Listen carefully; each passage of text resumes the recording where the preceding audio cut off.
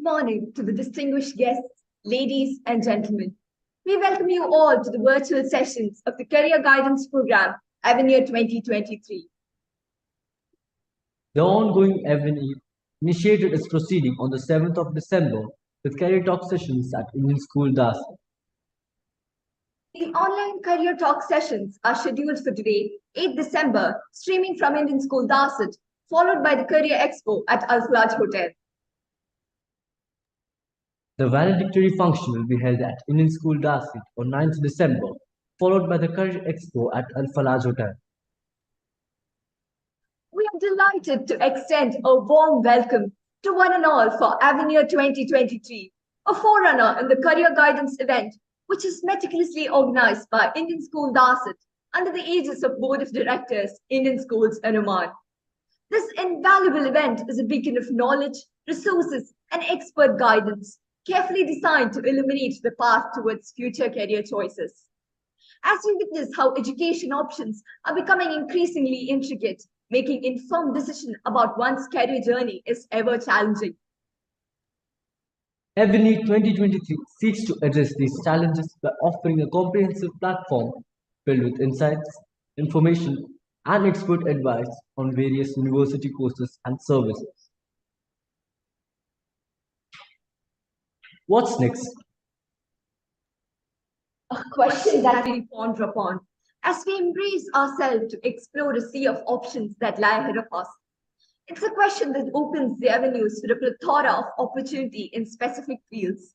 When we embark on this journey of finding our true interests and pursuing our goals, AVENIR steps in, guiding and inspiring students as they prepare for change, transition, growth, and realization of their aspirations. Mr. D.R. Karthikeyan, the speaker for the session, is here to give us a brand new perspective on new categories in the field of administration, law and order, and criminal investigation. A spark of information is good enough to light up our future. Let's listen to the expert talks where students and parents alike can equip themselves with the insights shared so that they may make wise career decisions. Mr. D.R. Karthikeyan, former Director, Central Bureau of Investigation, and a distinguished Indian Police Service officer of the 1964 batch from the Karnataka cadre, has an extensive and impactful career across various roles. Mr. Karthikeyan has held key positions and played significant roles in law enforcement and human rights. Some of the notable positions that he had served include Deputy Commissioner of Police, Law and Order Bangalore, Deputy Inspector General of Police, Karnataka State Intelligence Department, and Head of Karnataka State Police Academy, where he led the training and development of police personnel. Inspector General of Police, CRPF, Southern Sector, Hyderabad. Sir oversaw CR operations in the Southern Sector, contributing to the national security. As the first secretary, Embassy of India, Moscow, Mr. Karthikeyan represented India diplomatically in Moscow during a key period, and as the first secretary, Embassy of India, Sydney, Australia, promoted Indian exports to Australia, New Zealand, and Fiji. Sir has served as Special Director General, CRP, where he held a high-ranking position, contributing strategically to the paramilitary force. As Director of the Central Bureau of Investigation and the Director General, the National Human Rights Commission. His services include overseeing of critical national level investigations and working with utmost dedication in safeguarding human rights across the nation. In his tenure as President of Age Care India New Delhi and Foundation for Peace, Harmony and Good Governance, Sir has contributed to initiatives related to the well-being of elderly and dedicated to promoting peace, harmony and good governance respectively. Throughout his glorious career, he remained a recipient of many awards and accolades. Mr. Devarayapuram Ramaswamy Karthikeyan's career reflects a commitment to public service, national security, diplomacy, and human rights, earning him accolades and recognition for his outstanding contribution. It is with great pride and honor on behalf of Indian School Darset, I extend a warm welcome to the prestigious Padma Shri Award winner, Padma Shri D.R. Karthikeyan, to share his vast knowledge and experience in the field of administration, law and order, and criminal investigation. We are indeed in awe of your mammoth achievements, sir. Please share your thoughts and views with the budding aspirants and the audience. Over to you, sir. Thank you. Thank you very much.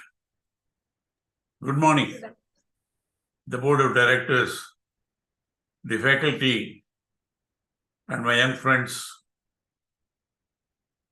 the parents also. It's a commendable initiative on the part of the board of directors to organize this AVENIR 2023 for the guidance of the students in various walks of life. Governance is very important. We have chosen governance, administration, governance of the nation, governance in the industries, management. The principles are the same, more or less, ultimately. You're giving me a subject now, Indian school, the site, under the aegis of board of directors, it is school's woman. Very happy. Greetings to all of you now. When the society was in the origin, group of people joined together and decided how to carry on with life. So they elected mostly the senior most, the elder old person as the leader, and under his guidance, the society functioned with broad understanding what is right, what is wrong, what should be the responsibility of each one of them, and how to deal with the people who defy the rules, understanding of this group and all that. They administered, it was much simpler. But later, as the society became larger and larger and larger, they found they need a system. A system, not only the senior most person, but the various organs of governance, like who will do the administration, who will maintain law and order, who will deal good the justice, who will collect taxes and all that. That's why initially, then it came to panchayat. We call it panchayat system. The villages had their own rules and all that. Now, as the society became larger and larger, the system became more complicated. So the rules of governance emerged as it is today. Governance refers to the all process of governing, whether undertaken by a government, market, or network, whether for a family, tribe, formal or informal organization, or territory, and whether through laws, norms, power, or language. So administration is the process or the ability of running a business, organization, or a state. So what is good governance? Good governance requires good administration, fair legal frameworks that are enforced impartially.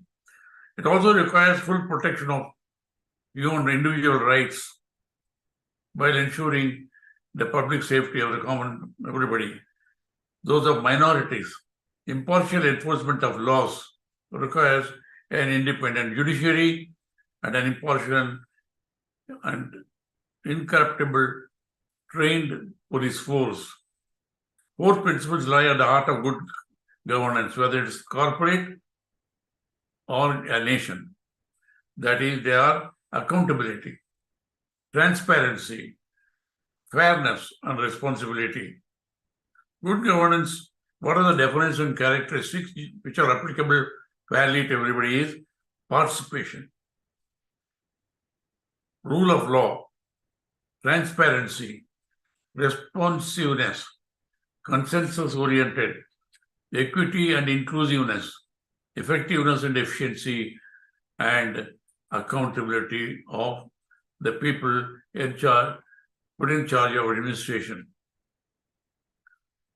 There are different types of governance: democratic governance, economic and financial governance in corporates, e-governance services, corporate governance, environmental governance, and natural resources and all that. So, essential elements of effective corporate governance are direct responsibility and performance, focus on diversity, regular compensation review and management, auditor independence, and transparency. So what are the challenges to good governance? Lack of accountability, low levels of awareness of the rights and duties of citizens, weak civil society, ineffective implementation of laws and rules, red tapeism, lack of strong institutions of governance, and corruption, and failure to check corruption. And poor governance also means corruption, implementation of unfair policies, deception. Effects of poor governance are a failed state, poor economic growth, and an increased corruption rate, and lack of faith of the people in the administration. The nature of governance is multifaceted, encompassing principles that ensure organizations conduct their affairs properly and sustainably. It's not merely about control, but also about guidance, transparency, and accountability. Some of the characteristics of good governance are, as mentioned again, participatory. Everybody should have a right to participate. Consensus-oriented, based on consensus of the majority of the people at least. Accountability is very important. And when the decisions are taken, there should be transparency, responsive, effective, efficient, and also equitable means fairness. Inclusive one follows the rule of law. Governance processes are the procedures utilized by the representatives of an organization's stakeholders that provide oversight of risk and control, supervised and regulated by stakeholder management teams and executives now. According to the United Nations, good governance is measured by factors like participation, rule of law, transparency, responsiveness, consensus-oriented, equity, fairness, effectiveness and efficiency, and more than anything else, accountability of the people at the helm of affairs. So it is, again, I repeat, participatory, consensus-oriented, accountability, transparency, responsiveness, effective and efficiency now. Effective leadership. When there's a governance or administration, leadership becomes very important. And the effective leadership must be one that inspires confidence in the people, motivates the people, and guides the individuals and groups towards common goals.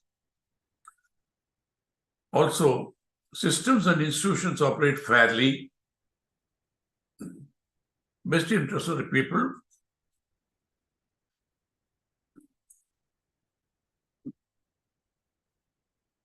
The active process of governing or overseeing the control and direction of something. What is the corporate governance? Is the system by which companies are directed and controlled.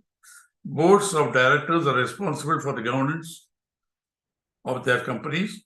Shareholders' role in governance is to appoint the directors and the auditors and to satisfy themselves that an appropriate governance structure is in place. You can also call the governance in the name of authority, administration, bureaucracy, command structure, director, domination, dominion, execution, executive, etc. The board's role in a corporate sector, board's role is should focus on the governance issues such as strategy, integrity, talent, performance, and how do you deal with risks that are involved, and also securing public access to government information. Transparency, again, is very, very important. Transparency and faith of the people in the governance, whether it's a government of a state or governance of a corporate company, is very, very important. Participatory governance is based on individuals having a voice in decisions that affect them. In a democracy, people elect the governments, elect their representatives, elect the parties in which they have faith. In corporations also, they nominate, elect, shareholders elect or approve the directors in whom they have faith. In realizing good governance, true accountability is not only limited to financial, economic, but also responsibility in ensuring fair governance, where the people have the right to judge all actions of the government and all that. There are different types of governance or leadership styles, such as autocratic, democratic.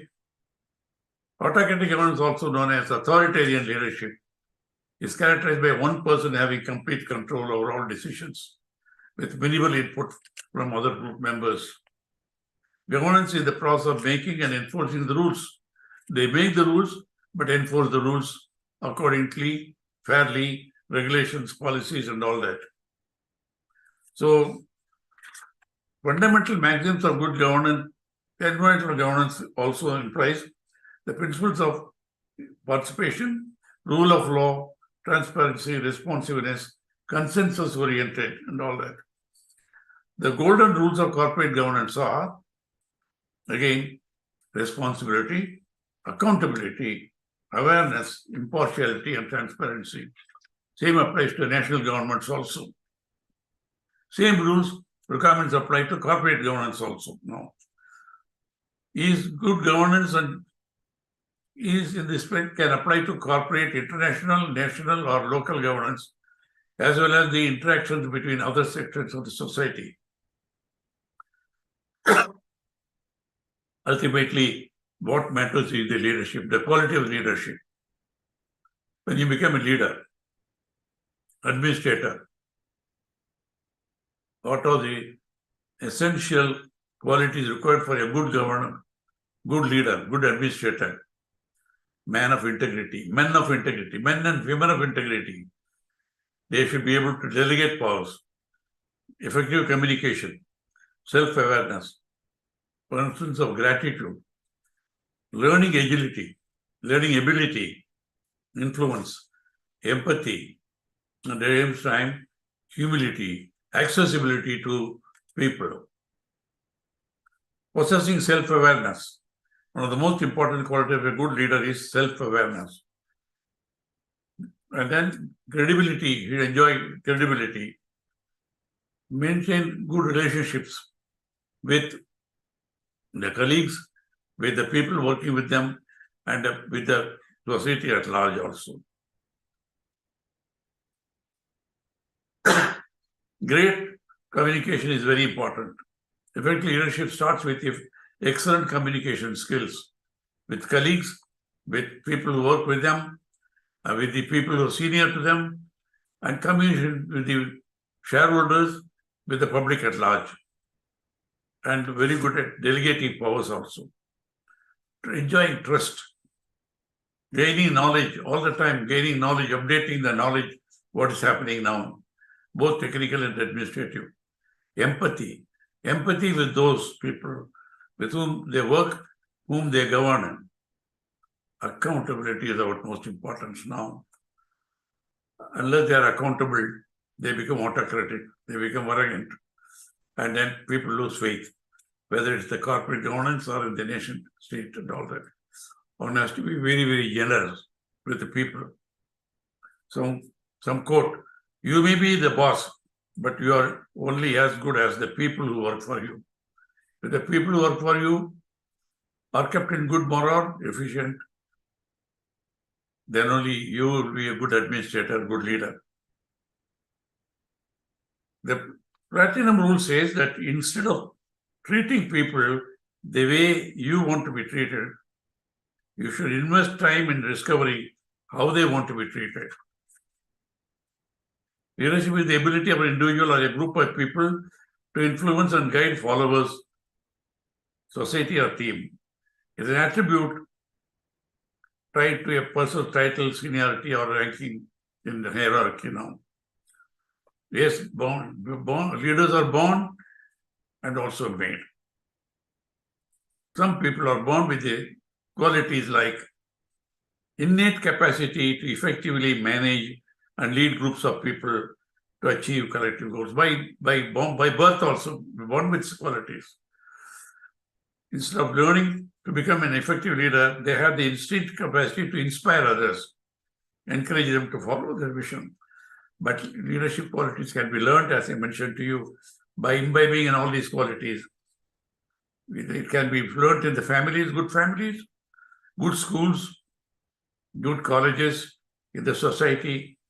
All these qualities can be learnt by anyone, of course. Leadership tends to be reciprocal. You followers, and followers can influence the leaders also. Transformational leaders inspire and motivate followers instead of using force and power. So the ultimate rule is, though we may be aware of what we want and may even be well attuned to what others want, we may not know exactly what others' comfort zones are. So that is why you have to be alert to know what people want and then provide the facilities for that. So while you may not be able to significantly change, some of them are born with, not all born with all best qualities, or may not be having proper family background, or may not have the opportunity to go to good schools or in a good society. So you may not be excellent, but you may not be able to change your personality totally, for whatever may be the reasons, unfortunately. But you can always make an effort to change your leadership qualities, ability, and if you put in more time and effort, you can change your way you deal with people. You can spend more time on acquiring knowledge, and instead of getting depressed with failures, you must be able to treat every failure as a lesson learned, and instead of treating it as an obstacle, you can learn to treat them as a stepping stone to success. Now this is about governance and the administration in the whole.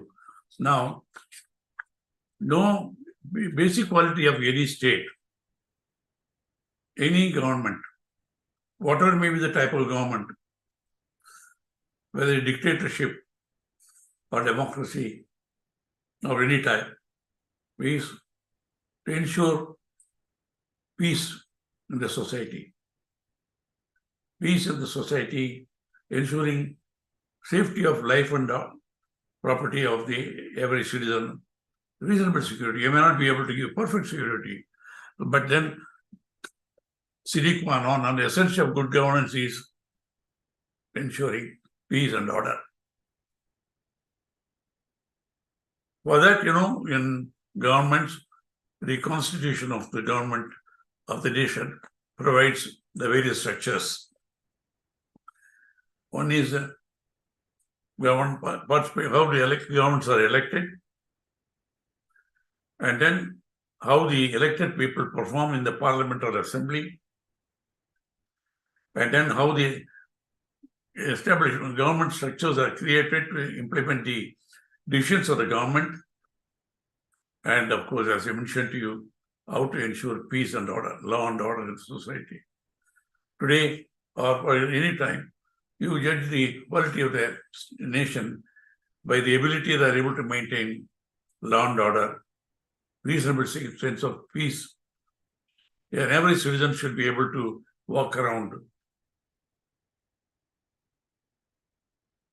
with confidence. You will come back home safe, property will be safe, and then in a society, the violent sections of the society are dealt with. Crime is prevented, or when it occurs, they are detected and criminals are punished. So for that, the policing is very, very important now. For that, as we are seeing now, unlike in the primitive societies where a few tough people can maintain order with their own force, but today the society is getting more and more developed and complicated and all that. So we need a well-trained police force. At the same time, when they are trained how to prevent crime, maintain order, and when the crime occurs, how to detect them and how to arrest the criminals and place them before the courts of law, lead evidence, and get them punished. For that purpose, we need efficient prosecution, efficient criminal justice system. The court should be efficient, fair, at the same time, deliver justice in a reasonable time. Justice delayed is justice denied. It happened in many societies, becoming a challenge now. Well, at the same time, they will say, oh, justice hurried is justice buried. I agree, it should not be rushed through, but it should not allow indefinite time, because there will be no fear of law then. If a criminal is arrested and placed before the court, and the trial does not take place or for years together, then there is no fear of law. Then more and more people will start committing crime, whether it's in a question of property crime or violent crime or crime against the financial crime, cyber crime, all this. Then, we need an effective investigative machinery, well-trained machinery, which is fair, competent, and honest.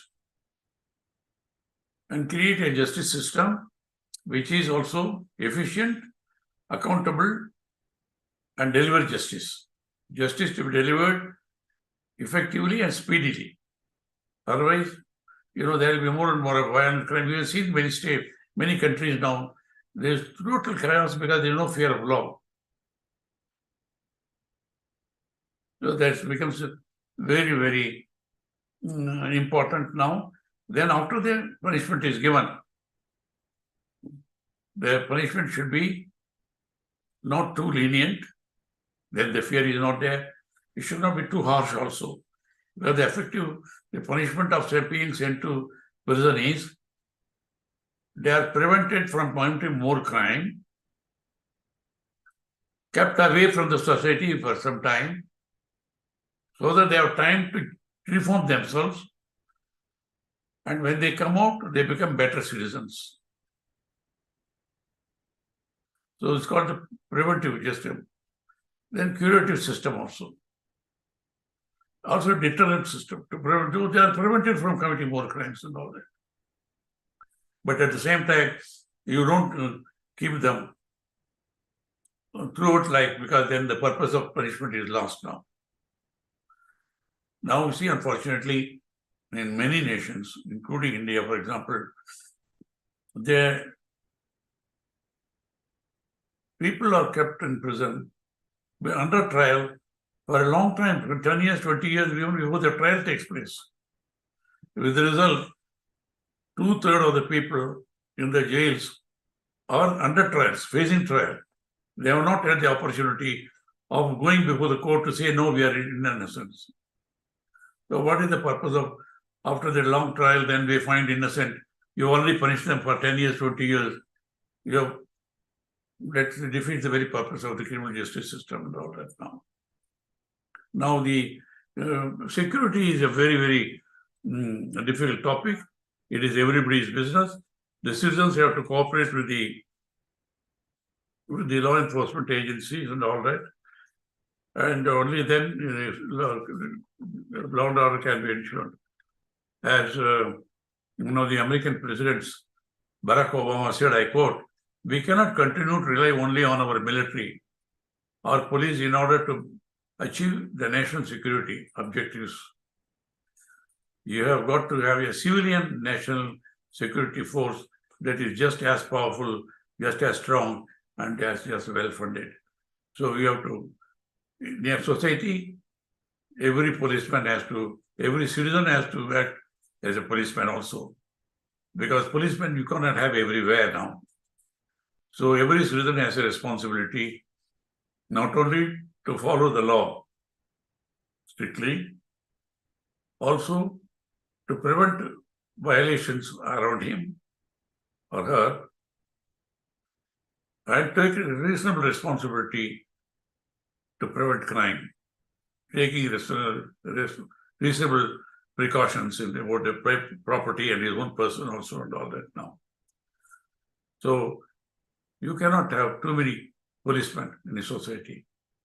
So more the citizens are conscious of their rights and responsibilities and take reasonable precautions to prevent crimes, then we can have law and order with lesser police force.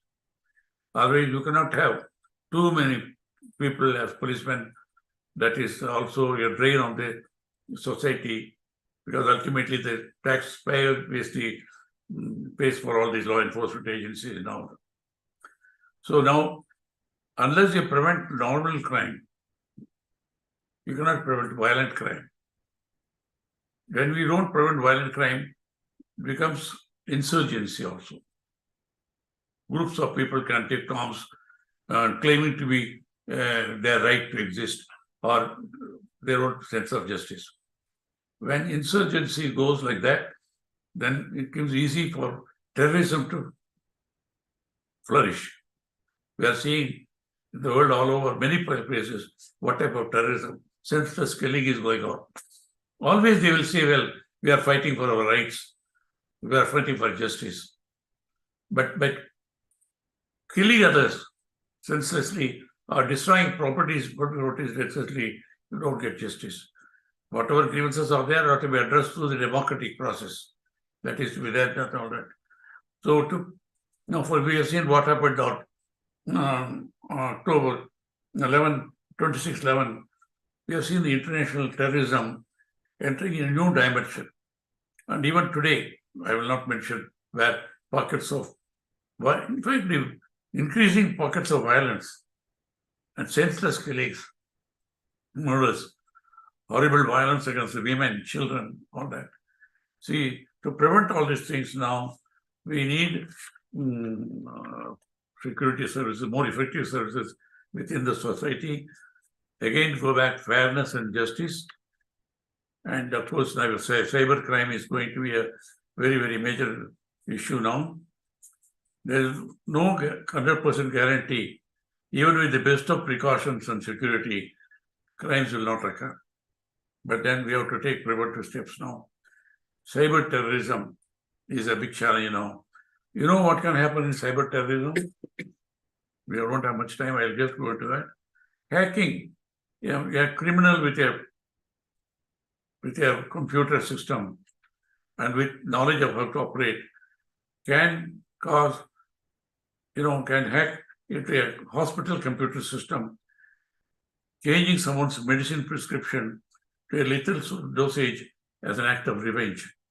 It sounds far-fetched, but these things can happen today. It has been happening. Bank fraud, you have seen. How millions and billions of dollars are being, stolen from anyone's account. It can happen. If cyber terrorists can disrupt banks, international financial transactions, and they can even cause explosions sitting somewhere, make trains collide each other, collision of civilian aircraft and all that. So cyber security, both technical as well as legal in nature. Indian cyberspace is vulnerable like any other cyber crime. It's a big challenge to the whole world now, how to deal with them and all that now. So, young friends, life is more comfortable for all of us now. We enjoy more comforts and facilities than our ancestors enjoyed now. The whole globe has become a village now. You can travel to any place on the planet within a few hours' time.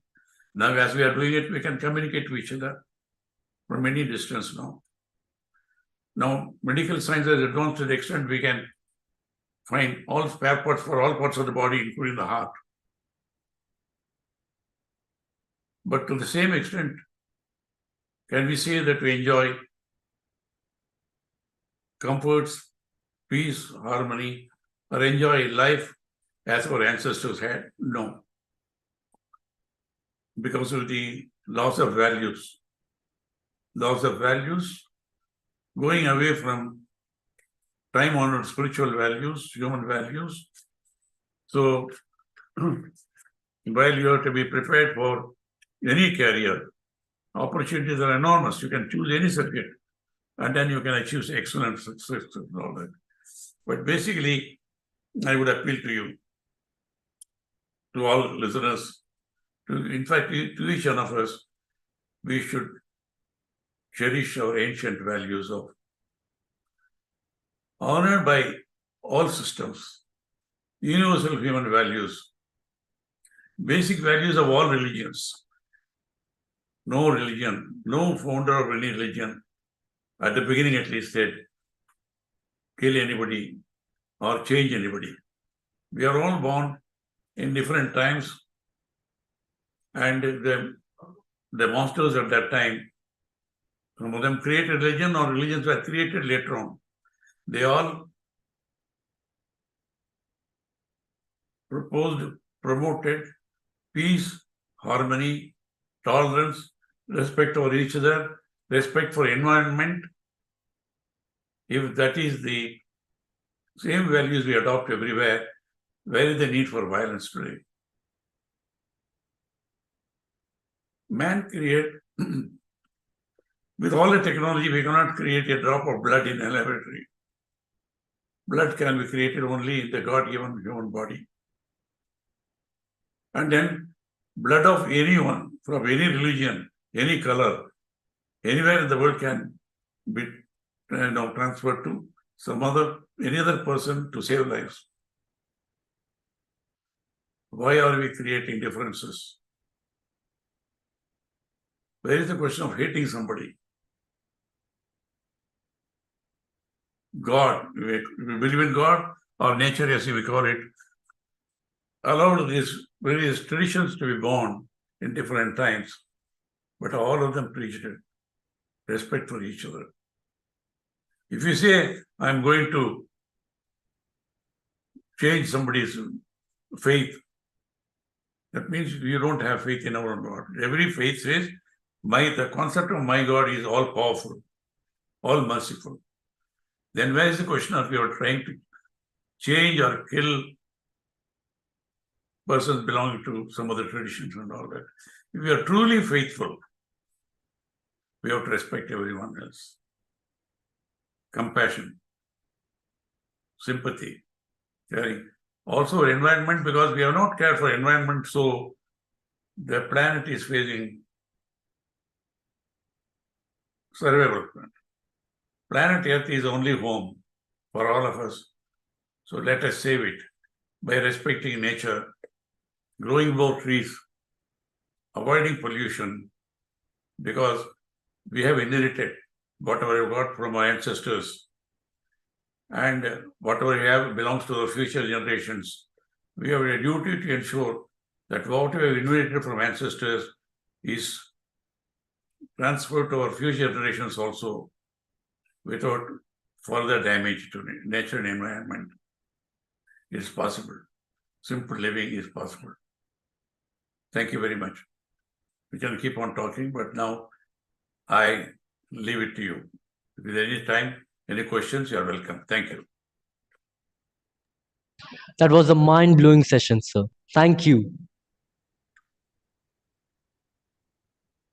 Thank you for the valuable information, sir. We have few questions from our audience.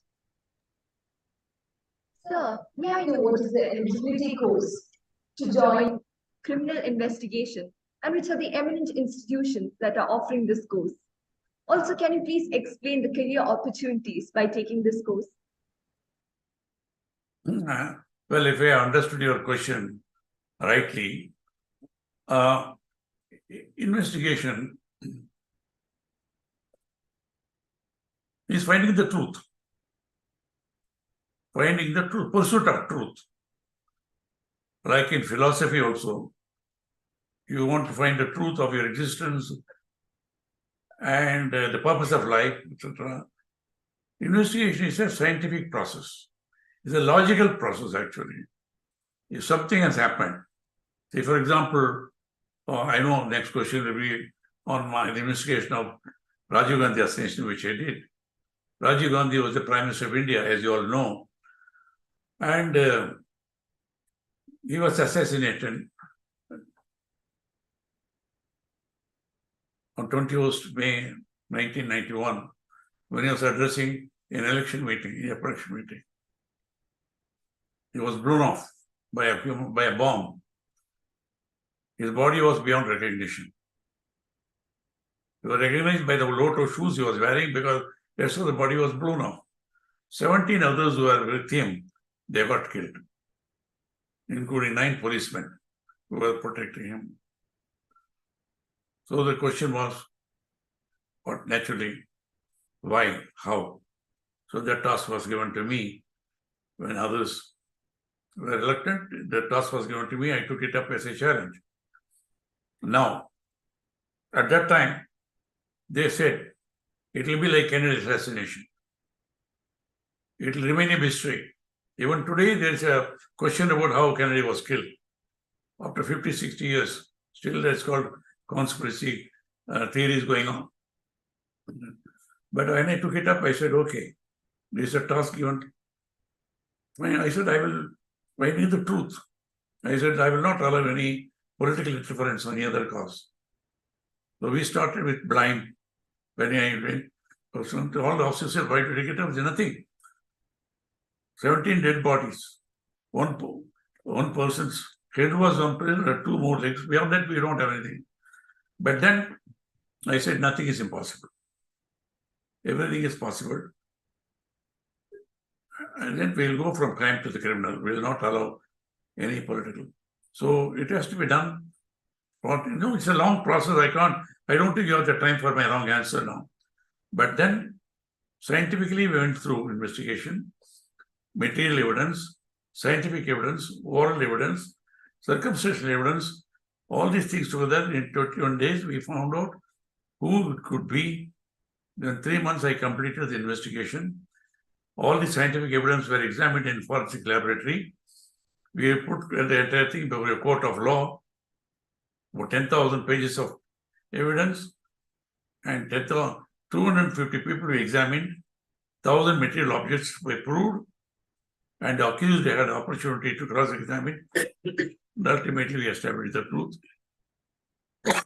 The court accepted it, and then the whole world accepted, admired that investigation. That is investigation. You see, if you want me to explain, then you need 2 hours. I think that's enough for the time being. It's a scientific process. Purely scientific process. Logical and scientific. Thank you, sir. Some of you can become investigators tomorrow. It's a challenging job, interesting, tough, but exciting. Thank you, sir. And could you please explain about the structure of civil service exam, number of papers, types of questions, and the cutoff score to get selected? Could you please tell us how to prepare for civil service interview? Yes. Whatever I mentioned to you morning, it applies to. The requirements are the same, whether it's for the corporate governance or the governments larger, for investigators, administrators, whether in the government or investigating a police officer, administration, anything, all the qualities mentioned are the same. Basically, I'm telling you, you're preparing for the exam. Basically, your academic education must be sound. When you appear for some exam and qualify, you sometimes, you can even go by your guess. Okay, these are the subjects which are going to be asked. That happens some people. Your good students prepares equally.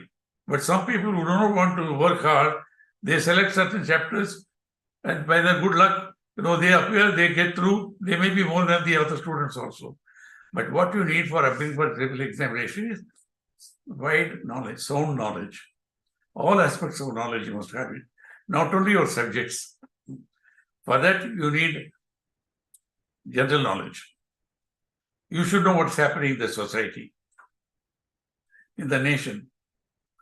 And then you must have something about financial administration, corporate law, environmental law, and governance is what's happening around the world, the challenges that's happening at the time of the examination. What is now today, if you ask, people will ask for West Asia, they will ask for Ukraine, Russia, and all that. And also they will say, what is digital security? Or what about this increasing cyber crime, cyber terrorism? They would like to, the examiners would like to know your basic knowledge. What is your general knowledge update, whether you're interested in everything else, you're up to date and all that for the examination. So preparing is read the newspapers. Read the newspapers without fail. Central page of every leading newspaper. And certain magazines I don't want to mention because they may think I'm pro. General management, not politics also required because politics also a subject comes. But magazines which have in-depth analysis of various aspects of life, corporate life, science, medicine, health, environment is going to be more and more important now. Very, very important because the survival of planet is in question today. I'm not exaggerating. In fact, I wrote a newsletter. If you send me your email ID, I'll share it with you. 3 years back, I wrote. I said, planet Earth is our only home. Let us save it. 3 years back, I wrote. I've sent around the world. Many of it was seen even in the international organizations and all that. Now, from then, things have become worse now. Such fast deterioration. See, so many centuries, nothing happened. In the last 1 century, the present generation, I won't blame you because you are youngsters, our generation, maybe our parents also, last 150 years, we have done so much of damage to the planet. Selfishly, not for its existence, over-exploiting everything, unmindful of the damage we are doing just for our present comfort and luxury, and to proving who is better, which country is better than other country. So much damage we have done. Today, the glaciers are melting much faster than they were doing in the past. Now the sea water level is only one aspect I'm trying. Water level is increasing. Low-lying nations are going to be, islands will be submerged. You can't stop them because the damage we have done already, you can't reverse it. Even if you stop doing all these things today, I don't think we are doing it today. Low-lying nations, islands are going to be submerged. I'm not pessimistic. It's going to happen. Coastal cities are going to be flooded. These are all reality of what we have done damage now. These are all going to be more and more important subjects for you. That is how to save the planet from destruction by human folly, and how we are going to ensure clean water to drink, clean air to breathe for our future generations. Maybe your generation also will suffer. That's our responsibility. No use building mansions, factories, all sorts of ultra comforts and all that today, without even thinking about the damage we are doing to our future generations. Are we living for just ourselves? No. We all want to take care of our children, grandchildren. But we are not thinking of these consequences of what we are doing today. Even today, fossil fuel. I know some countries, they say we cannot stop exploiting, how will we develop? They are developed nations are okay, or they have done already enough damage. They have to support the poor nations, developing nations to come up. Alternate system, renewable energy, more trees. We have done, on some other subject, in the name of animal agriculture, tea, coffee plantations and all that. Millions of acres of forests have been destroyed in the last 100 years. And we are growing, we are using them for crops, for corn production, to feed the animals, to feed us ultimately. They need 10 times more food grains, 10 times more water. These are all the possibilities are there. grow more trees, each one of us. Each one of us. I have grown 4,000 trees in my farm where I was born. I know of a person who cleared 2 lakh trees. About him, I am writing about him. But each one of us, one is first stop cutting trees for any purpose. In the name of development, they will do it now. If you're cutting one tree, you must raise 10 trees before cutting them. They will say, we will plant 10 trees, cut it, but then next year it will dry up. So responsibility, each one of us must take responsibility for our survival. Otherwise, we will be guilty of the greatest crime against humanity.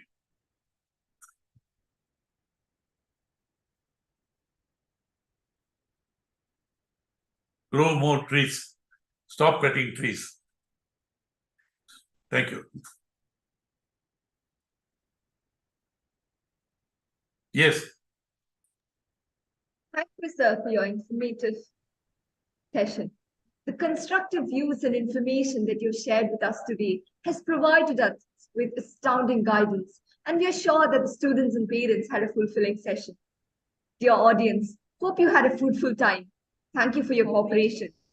This is Meghanjana And Mikaship signing off. on behalf of Indian School Darset for AVENIR 2023. Bye and have a great day. Bye. Thank you. All the best. Thank you, sir.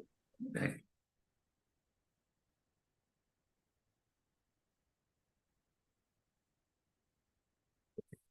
What does he?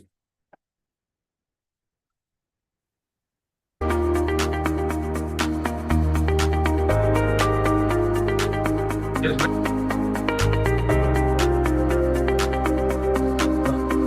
okay, fine. I just completed.